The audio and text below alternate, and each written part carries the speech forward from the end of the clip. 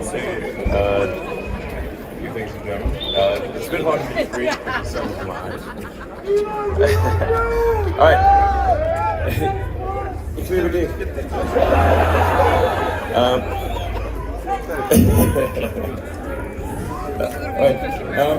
Schön, dass... Okay, guys. Schön, dass ihr alle da seid. Heute haben wir die ersten Autos und unsere Kunden ausgeliefert. Was für ein Meilenstein. Vor circa 2 Jahren haben die Bauarbeiten angefangen. Jetzt stehen wir vor der fertigen Fabrik und wir produzieren. Danke für alle eure harte Arbeit, die das hier möglich gemacht hat.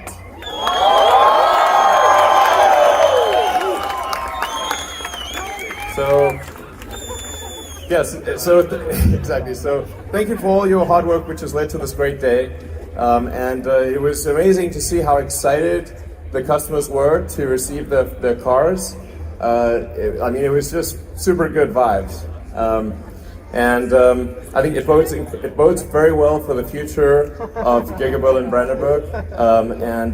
I think it's worth remembering that every car that we make is a step in the direction of a sustainable future. Yeah, the thing about this factory and the cars that we make is that it gives people hope about the future.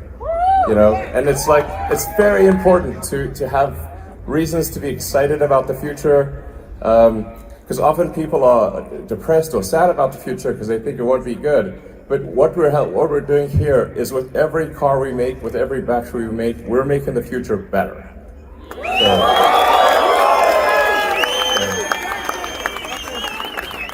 So what you're doing really matters. It makes a difference.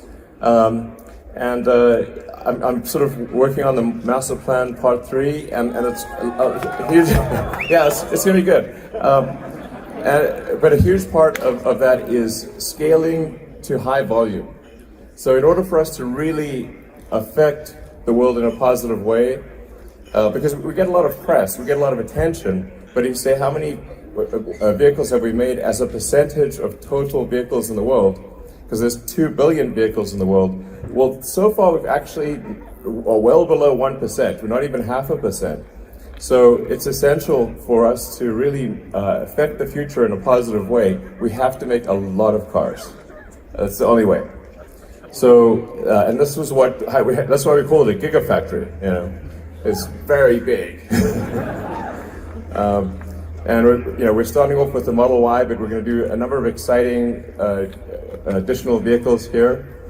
And so I think this overall is just going to be a center of excellence for sustainable energy in general, and it's really going to help the world. So, I look forward to doing it with you. Once again, thanks for everything.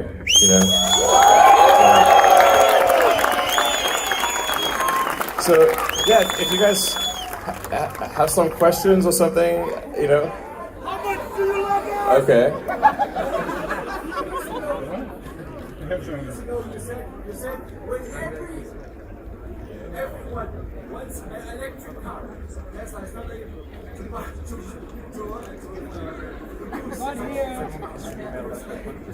Oh wow, okay. I was younger then. Yes. You said you will double every time to the superchargers, and you did. Yes. Well, great thanks to the Supercharger team for enabling long-distance travel. It's very impressive work that the Supercharger team has done. So I'd like to give them a hand as well.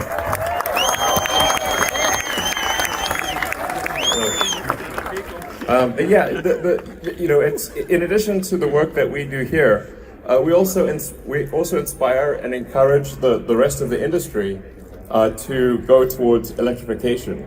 And I think it's fair to say that without Tesla, without the work that the Tesla team has done, that the rest of the industry would not be moving so quickly towards electrification. So, and that's also why we open sourced our patents. We made our patents freely available to the other car makers because it was the right thing to do. No other company has done that, as far as I know.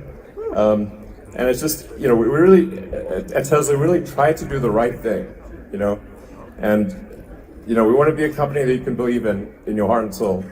And in order to do that, we must be the company that does the right thing. So, all of you guys too.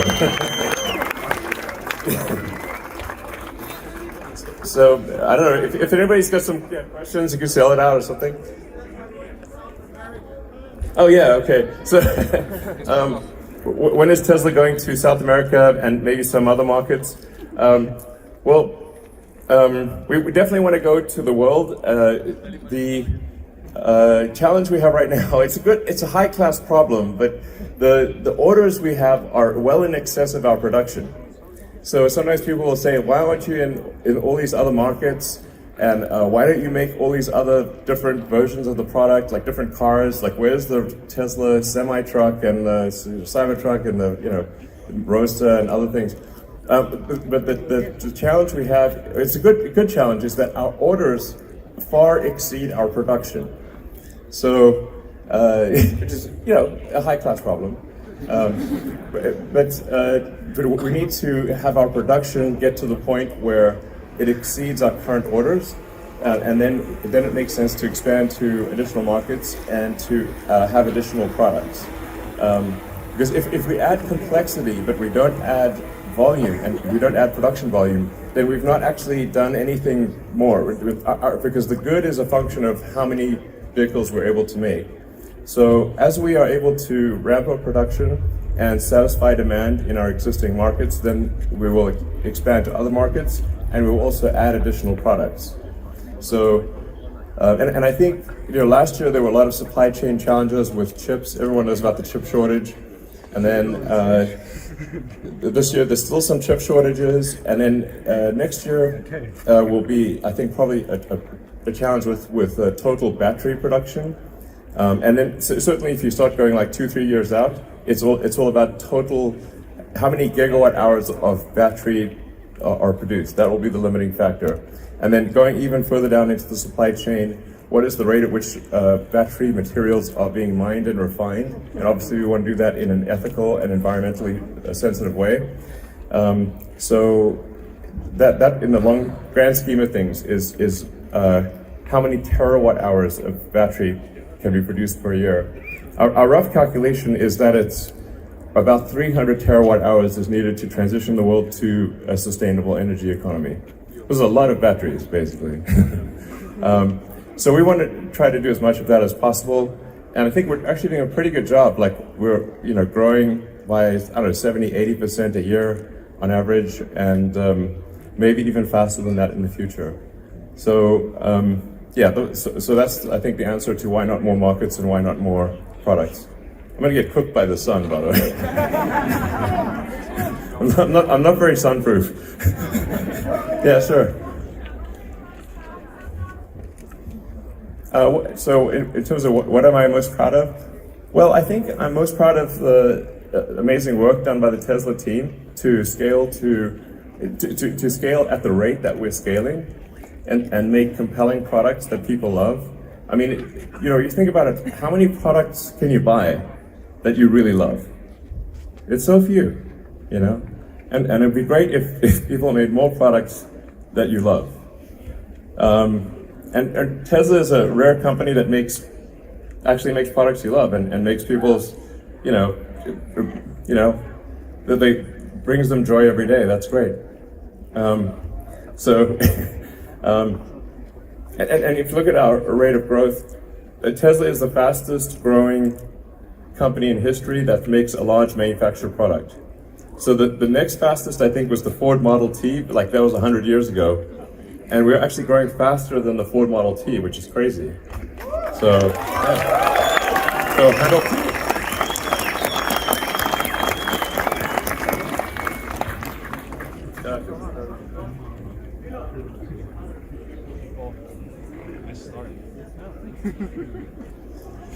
Yeah.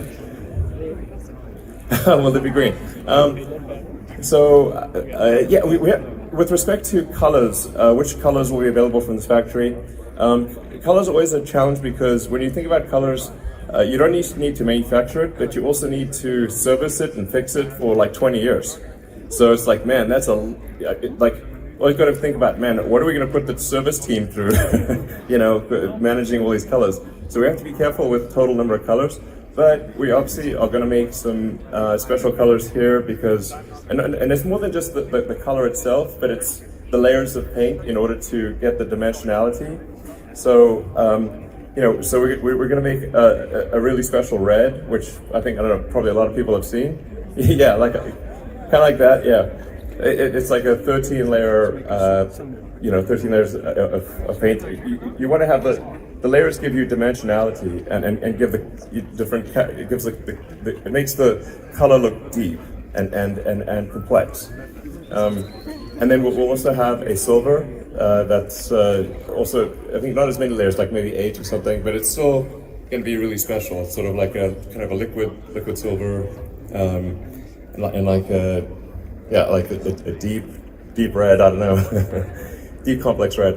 So we're going to make it, starting off with, well, not soon, well, in a few months, we'll make the special sort of deep dark red and sort of quicksilver, you know. It'll be really cool. They'll be like the best color. I think they'll be the best paint on any production car that's not like made for like a show or something like that.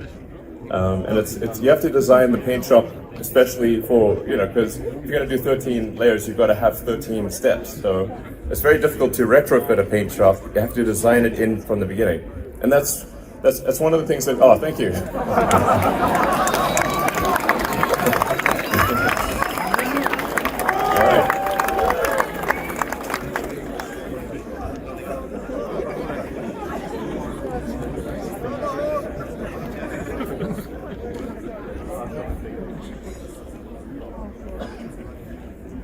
Well, I don't think we're going to be using graphene, but we will use graphite. So there's plenty of that. You know, graphite's just carbon basically, so in a special form of carbon. But yeah, I think the battery materials, for long range it'll be a nickel-based cathode. The cathode is really the important part. They all have lithium, and lithium's only like 2% of the cell. So. Nickel will be the one for long range, which is currently what we're using. And then for standard range, it would be iron phosphate. And I think there's an interesting potential for manganese.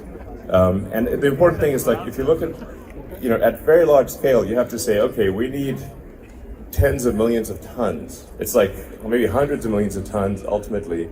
And so the materials that are used for batteries at very large scale must be common materials. If they're not common materials, you can't scale. Well, graphene, I know everyone loves graphene, but it's, maybe we'll use it at some point, but graphene is a difficult thing to make, but even graphene is made of carbon. So, anyway, the fundamentals of scaling batteries are just say, like, how many millions of tons can be produced and produced in an ethical and environmentally good way, and I'm confident that we can scale to global volumes using iron phosphate and manganese cathode, and then a nickel cathode for long range. So. It's FSD Beta Europe. Yes, so FSD Beta Europe, I think we're getting to the point where the FSD Beta is very good in the US, and we're later this week expanding to Canada, and then I think we'll be ready to show it to regulators in the EU. I don't know, maybe in 2 or 3 months. But then we've got to do quite a lot of work for all the special case situations in Europe. And the roads, as you know, if you've driven around Europe, the roads vary quite a lot by country. I mean, maybe the EU, but the road rules are, and the way the lines are painted, and it's different. And then you've got to recognize all the different languages. It's quite difficult. to do full self-driving in Europe. It's much more complex than, say, the US or Canada. Yeah, no, there's a lot of little tricky things. The rules are not the same, you know, but I think probably we can start doing beta maybe later this year, I think, in Europe. Yeah, depending on regulatory approval. Yeah, it's like things are a little different in the US. Like in the US, things are legal by default, and in Europe they're illegal by default. So, you know, so we have to get approval beforehand. Whereas in the US, you can kind of do it on your own cognizance, more or less. So, sorry. Well, I guess the next target is really, you know, to really scale production this year, and you know, try to make as many cars as we can. We want to complete development of the Cybertruck and be ready for production next year. Hopefully have enough battery pack capability to start the Tesla semi truck, the heavy truck. Hopefully complete engineering of the Roadster, the new Roadster. And then there's some future projects that are also pretty important. There's also stationary storage, new versions of the Tesla solar roof, you know, Powerwall 3, there's a lot of things. So we have a very exciting product pipeline. Yeah. Okay, maybe one or two more questions? Yeah. Love you too. Well, it makes me happy to see you guys happy, I have to say.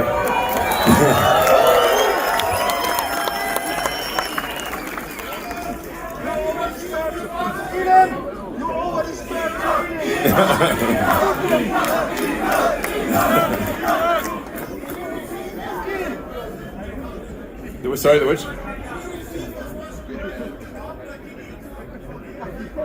I might know, but I'll get it. I'll track it down.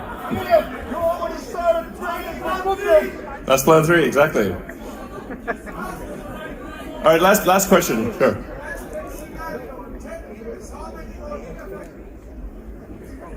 Well, best case scenario. I suppose 10. You know, I think it's aggressive, but not impossible that we could do 20 million cars in 10 years. So, and that would be a good number because there's 2 billion cars and trucks in the world that are in active use. So 20 million would be then 1% of global the global fleet per year. Yeah. All right. Thanks again, guys. All of you.